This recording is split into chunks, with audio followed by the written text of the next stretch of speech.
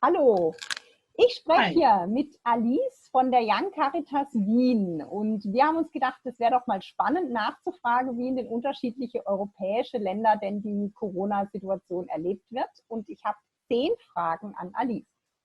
Wie sieht es bei dir aus? Bist du schon noch im Homeoffice oder bist du schon wieder im Büro? Wie arbeitest du gerade? Ich bin im Homeoffice. Das ist jetzt die 8. Woche im Homeoffice. Und wir wissen nicht viel. Wir wissen nur, dass es wahrscheinlich noch länger dauern soll. Die Regierung bittet die Menschen in Österreich, so lange im Homeoffice zu bleiben wie möglich, wo sich mir die Frage aufdrängt, ob sie das bis zur Pension meinen.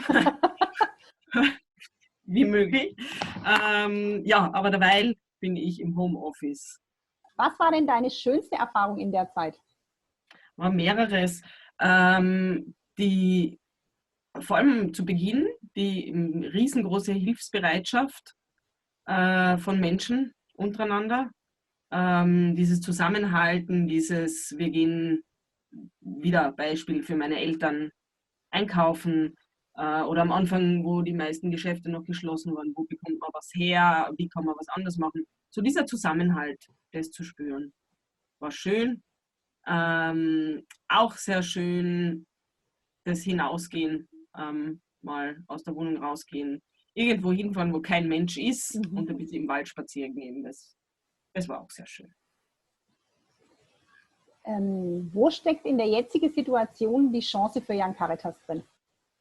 Dieses Zusammenhalten der Zivilgesellschaft, die Jungen gehen für die Älteren einkaufen, um ein banales Beispiel zu nennen. Ja, Zivilgesellschaft, Zusammenhalt, füreinander Dasein, der Mensch ist ein soziales Wesen. Das ist das, was wir immer versuchen zu stärken und Leuten Lust drauf zu machen, sich zu engagieren, sich einzusetzen. Und da sehe ich schon eine Chance, dass wieder mehr, also wir haben sehr viele junge Menschen, die sich jetzt erstmalig engagieren und das erste Mal spüren, was für ein schönes Gefühl das ist, wenn man jemandem helfen kann. Und was für Freude das macht. Und ja, Dinge, die man über Gefühle lernt, also die man mal ausprobiert hat und als gut und schön befunden hat, die wird man hoffentlich wieder tun, auch wenn die Krise vorbei ist. Also das sehe ich so als Chance für Young Caritas. Digitalisierung und Solidarisierung, ich weiß nicht, wie ich es anders sagen soll, Sozialisierung Richtung Zivilgesellschaft. Was würdest du denn sagen, wie verändert sich die Gesellschaft? Also wenn wir jetzt mit Corona fertig sind, was wird anders sein als vorher? Naja, je nach Tagesverfassung, ob ich optimistischer bin oder pessimistischer. Die pessimistische Variante ist, äh, die Krise wird irgendwann vorbei sein und wir werden weiter tun wie bisher. Und also das gibt es jetzt schon Studien dazu, dass die Kluft zwischen Arm und Reich noch weiter auseinandergeht. Das heißt, viele, die vorher arm waren, werden noch ärmer. Viele, die Mittelschicht waren, rutschen weiter ab. Und wenige Reiche werden noch reicher. Das ist die pessimistische Sicht. Ich hoffe nicht, dass es eintritt. Die optimistische Sicht, ähm, die Menschen haben Zeit nachzudenken,